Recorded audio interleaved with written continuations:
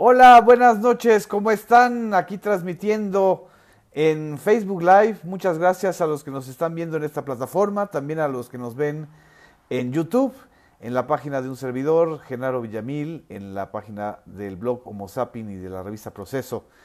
¿Qué tal? Buenas noches, estamos iniciando la semana, estamos a unas cuantas horas del tercero y último debate que se realizará en Mérida, Yucatán, el día de mañana, en mi tierra. Aquí saludo a Andrea Bustamante, a Roberto Vázquez Sánchez, a Norma Iglesias, que se están sumando a esta transmisión. También a Alfredo Coronel Albores, a Sandy Hernández, hola, a Daniel de la Garza, muchas gracias. A Felipe Va Bolaños, buenas noches, ¿qué tal? ¿Cómo están? A Pedro González Muciño, qué bueno que están también sintonizándonos y conectándose. Aquí les manda un saludo la increíble e inquieta Anastasia.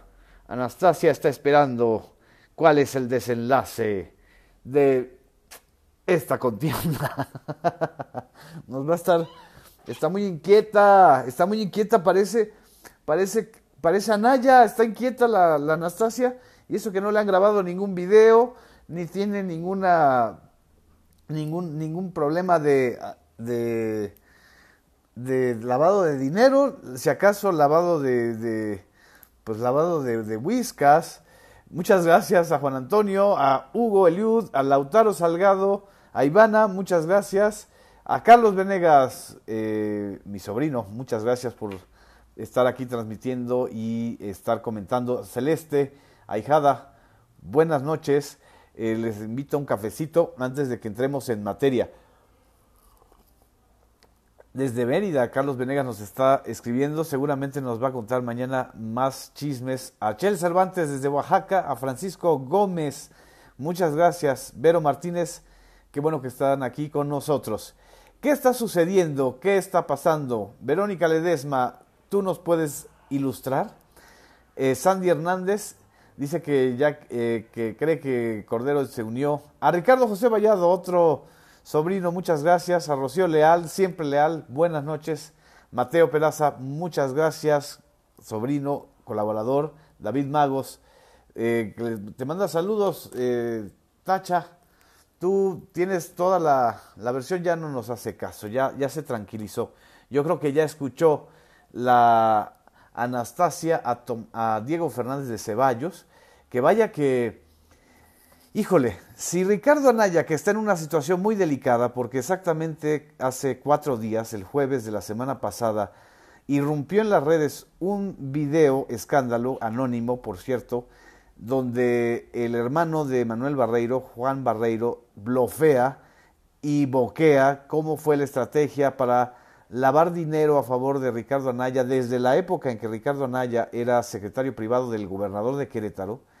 Si hubiera quizá tomado con un poco más de calma esta guerra evidentemente que trae con el gobierno de Enrique Peña Nieto y con quienes filtraron el video, que seguramente están por ahí por Washington, y a lo mejor o a lo peor, el apellido del artífice de esto empieza con V de Villamil o V de Videgaray, es muy probable que si lo hubiera tomado con más calma, el escalamiento no hubiera sido tan brutal. El caso es que en lugar de ubicar el asunto, lo han escalado.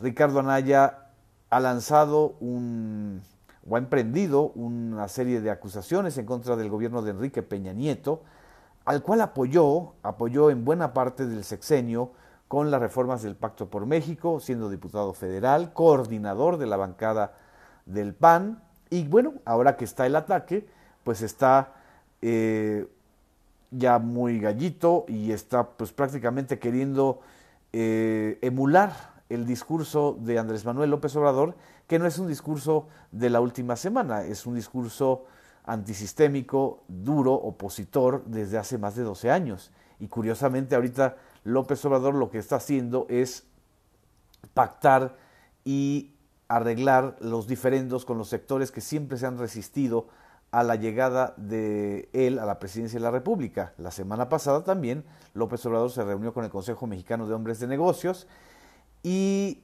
pues tiene una ventaja de 20 puntos López Obrador, una ventaja que prácticamente suena irreversible o técnicamente es irreversible a 3 semanas de la elección, a menos de 3 semanas de la elección.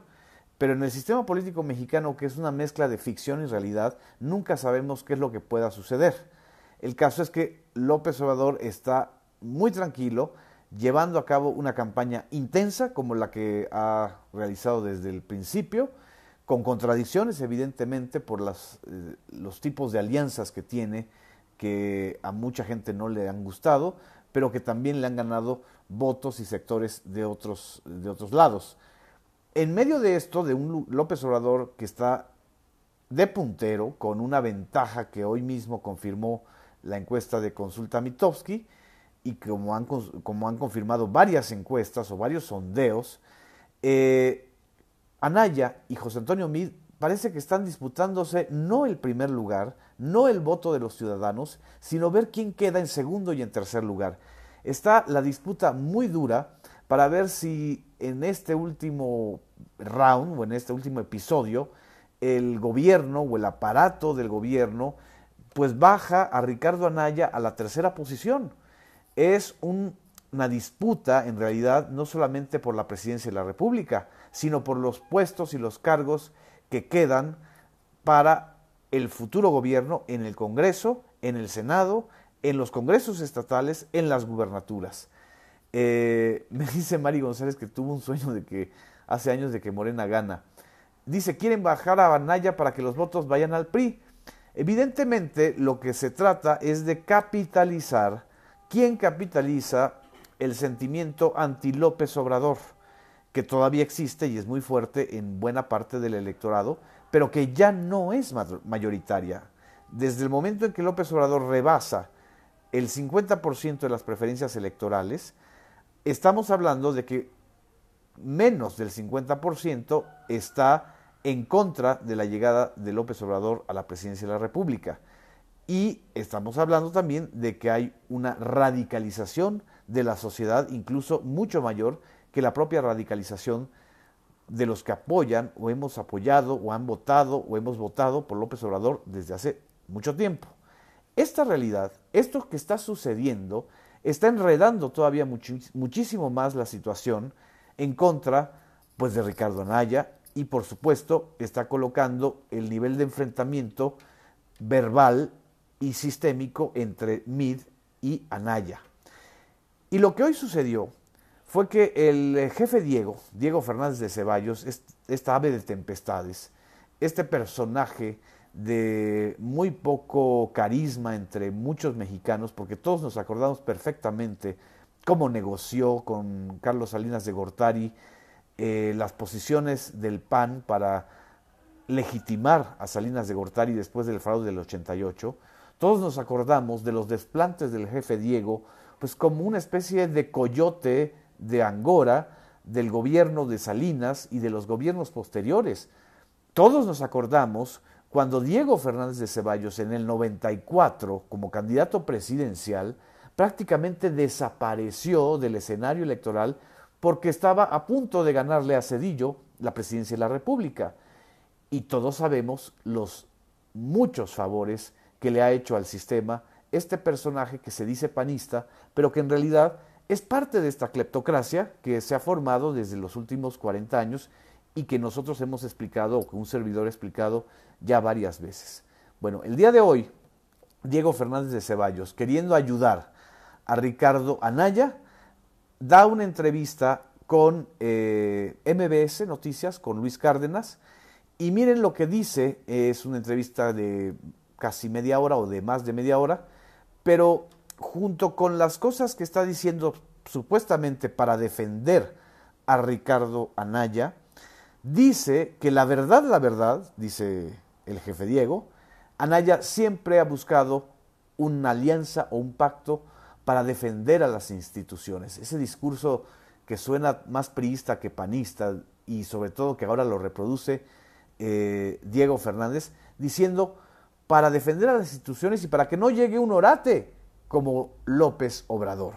Vamos a escuchar, les voy a poner el audio de este fragmento de lo que dijo Diego Fernández de Ceballos, y me gustaría escuchar sus opiniones, y aprovecho para mandarles saludos a todos los que se están sumando a esta transmisión de Facebook Live. Les agradezco sus comentarios, sus saludos, sus abrazos. Vamos a escuchar. Ricardo Anaya dijo o dejó de decir, habría que escuchar sus propias palabras para valorarlas, porque la verdad de las cosas, Anaya siempre ha venido diciendo aliarnos para que México no pierda sus instituciones, para que quede quien quede sea alguien que respete las instituciones, que respete la democracia y que no se le puede entregar el país a un iluminado. Si esto es pactar con el PRI o con el gobierno para que no llegue López Obrador, habrá que verlo. Lo cierto es que para nosotros cualquier opción será mejor o menos mala que entregar el país a un orate, a un enfermo, a un psicópata, a un iluminado, a alguien que se le tiene que tratar como Dios, porque lo demás son súbditos. Diego Fernández de Ceballos, gracias por tomar la comunicación. Esto es lo que dijo Diego Fernández de Ceballos. Un orate, un iluminado, en fin, una serie de adjetivos que lo único que hacen es describir la propia psicología de Diego Fernández de Ceballos. Diego Fernández de Ceballos, amigo personal de Carlos Salinas de Gortari, socio del salinismo, un protagonista de estos años de la cleptocracia, cuando está saliendo a defender a Anaya, en realidad no está defendiendo a Anaya. Él está revelando y develando lo que ha sido el fracaso de esta campaña electoral. No se pusieron de acuerdo los pillos de la cleptocracia para frenar el avance electoral casi ya irreversible o prácticamente irreversible de López Obrador. Diego Fernández de Ceballos no está apoyando a Ricardo Anaya, está evitando que López Obrador llegue, y lo está diciendo de manera muy clara. Anaya, la verdad, está por pactar con quien sea para evitar que López Obrador llegue. ¿Qué es lo que sucedió entonces que ha salido tan mal esta estrategia y este episodio que estamos viendo? Es una comedia, es una cortina de humo, como alguna vez o a varios analistas o comentaristas o ciudadanos han dicho. No, yo no creo que es una cortina de humo. Lo que está sucediendo es que hay una disputa por ver quién se queda con los restos del desastre que está ocurriendo, quién se va a quedar como interlocutor de un futuro gobierno encabezado por López Obrador y de un Congreso en donde evidentemente Morena es muy probable que sea la primera fuerza electoral. ¿Quién va a ser la segunda fuerza electoral? Peña y el peñismo, el priismo que acompaña a Peña, ya no confían en Anaya, ya no lo consideran alguien que haya respetado no sé qué tipo de pacto, pero algún pacto hicieron, porque evidentemente esta información que está surgiendo de los hermanos Barreiro, de la triangulación de fondos, del lavado de dinero de Ricardo Anaya, lo sabía perfectamente el gobierno de Enrique Peña Nieto, pero no la usó ni denunció a Ricardo Anaya mientras le era útil y le era una especie de chico maravilla. Cuando empezó el diferendo entre el peñismo y Ricardo Anaya, pues inició justamente con el tema de Coahuila y con el tema del Estado de México. A Anaya le están haciendo al final de la campaña presidencial lo mismo que le hicieron a Josefina Vázquez Mota al inicio de la contienda en el Estado de México, que le hicieron a doña Josefina y que le están haciendo a Ricardo Anaya. Le están exhibiendo la ayuda, la asesoría y la impunidad que le dieron para no denunciarlo por lavado de dinero y quién sabe qué otras más cosas. Ese es el fondo del asunto. Se están peleando los tecnócratas y los cleptócratas. Entonces, lo que va a pasar de hoy a mañana o de mañana para después del debate con Ricardo Anaya es clave para determinar en qué medida las elecciones de este año van a ser unas elecciones en donde se respete el triunfo de la mayoría o los que votan a favor de una opción diferente, o se va a agudizar esta disputa y este pleito en la medida en que Anaya se resista a darle paso a José Antonio Meade como la segunda fuerza electoral. Eso es lo que están disputando, no la victoria, sino la segunda fuerza electoral. Y quizá lo que están pensando es que ya una vez que Meade milagrosamente esté en esta segunda posición, pues vaya a querer echarle todo el aparato del sistema a López Obrador y a los votantes de López Obrador. No creo, no veo, no existen evidencias de un pacto entre Peña Nieto y López Obrador, porque no lo necesita López Obrador, porque no es un asunto en donde los pactos se hacen con tal de ayudar a alguien y no con tal de respetar la ley. En donde sí hubo un pacto fue con Ricardo Anaya y ese pacto se rompió. Ese pacto evidentemente los está llevando a una confrontación que, por supuesto, cuando se pelean los compadres o cuando se pelean las comadres, pues salen las verdades. Estamos viendo las verdades que están saliendo a la luz de la manera en que opera la cleptocracia para cooptar, para chantajear, para exhibir y para presionar a quienes usó o a quienes se dejaron usar.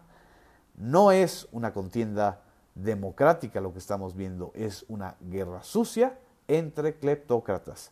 Eso, si Ricardo Anaya lo dijera de manera mucho más clara y sincera, sería mucho más creíble. Y eso es lo que justamente no es creíble. El día de hoy, Ernesto Cordero, presidente del Senado, quien llega además como presidente del Senado traicionando la propia bancada del PAN, que en su mayoría era anayista, presentó el día de hoy una denuncia contra Ricardo Anaya ante la PGR. Ernesto Cordero, hay que recordarlo, es un colaborador muy cercano a Felipe Calderón y también un colaborador muy cercano a Luis Videgaray. Es decir, forma parte del grupo ITAM, de los economistas del ITAM, que están pues, en prácticamente todos los partidos, pero que están defendiendo sus intereses. También el día de hoy, Javier Lozano, vocero de José Antonio Meade, pues revivió pues, diciendo y señalando que el SAT está informando que la empresa que se usó para la triangulación del dinero de los Barreiro hacia Anaya es una empresa fantasma. Entonces, ya están preparando el instrumento judicial para darle una estocada jurídica y mediática a Ricardo Anaya. En fin, esto es lo que estamos viendo y me dicen aquí que esto apenas empieza. Les agradezco mucho a los que han estado en esta transmisión. A Mara Lepe le mando saludos, a Gabriela Severino, a Laura Guzmán. Dice Laura, Ricardo Anaya es víctima de sus propias mentiras y de sus propios pactos. Rocío Leal dice que no hay pacto entre PRI y Morena. Pastoral de Salud es un distractor, no nos confundamos. No creo que sea un distractor, es una disputa real en medio de una contienda muy, muy violenta. A Iván Ledesma también le agradezco que nos esté viendo, que compartan y que comenten este análisis a unas horas, a 24 horas antes del debate del día de mañana. ¿Ustedes qué piensan? ¿Quién va a ganar el debate? ¿O quién creen que gane el debate? ¿O qué creen que sea el debate? Aquí pues vamos a escuchar y leer sus opiniones. Me pregunta Grala que qué hay con los empresarios. Pues bueno, los empresarios hay de todo. Hay quienes siguen manteniendo una posición muy anti López Obrador, otros que están con Meade. Y después de la reunión con el Consejo Mexicano de Negocios, evidentemente se distendió mucho la guerra que traía la cúpula empresarial con López Obrador. En fin, efectivamente, como me dicen aquí, en política no hay coincidencias. Les mando un abrazo, les deseo muy feliz semana. Nos vemos mañana, después del debate, para comentar con ustedes las impresiones. Muchas gracias, un abrazo y pues por lo que estoy viendo muchos creen o consideran y opinan que López Obrador ganará el debate. En fin, Vamos a vernos mañana y pues síganos aquí en Facebook Live. Vamos a seguir analizando, informando y dándole contexto a esto que se está convirtiendo en una de las campañas más intensas. Gracias.